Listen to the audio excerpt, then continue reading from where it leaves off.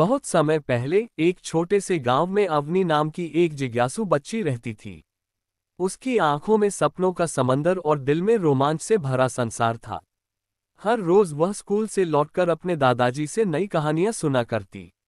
दादाजी अक्सर कहते, अवनी, हर चीज में कोई न कोई रहस्य छुपा होता है, बस उसे खोजने की जरूरत होती है।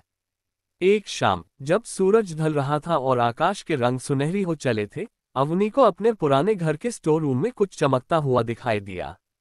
वह धीरे से आगे बढ़ी और धूल के नीचे से एक चमचमाती नन्ही चाबी निकली। चाबी को पकड़ते ही उसे महसूस हुआ कि जैसे कोई फुसफुसाकर कह रहा हो, मुझे सही जगह ले चलो। अवनी घबरा तो गई, पर उसकी जिज्ञासा डर से कई गुना ज्यादा थी। उसने चाबी दादाजी को दिखाई।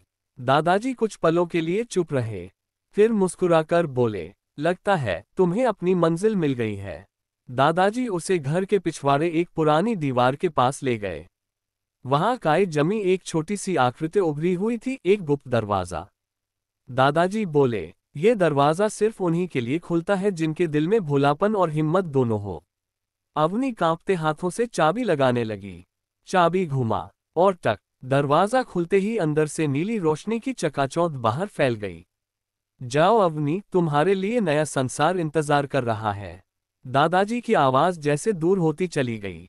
अवनी एक कदम भीतर रखती है और सामने दिखता है चांदी की पत्ती से सजे पेड़, हवा में तैरते रंग बिरंगे पक्षी, बोलने वाले जानवर और एक साथ रंगों का रास्ता जो आगे कहीं अज्ञात दुनिया की ओर जाता था।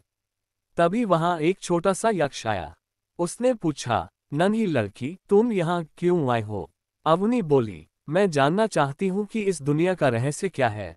यक्ष मुस्कुराया और बोला, सच जानने के लिए पहले 3 परीक्षाएं देनी होंगी। डर को हराना, झूठ को पहचानना और प्यार को निभाना। अवनी ने सिर हिलाया, मैं तैयार हूँ। वह साहस, सच्चाई और स्नेह के इम्तिहानों से गुजरती है।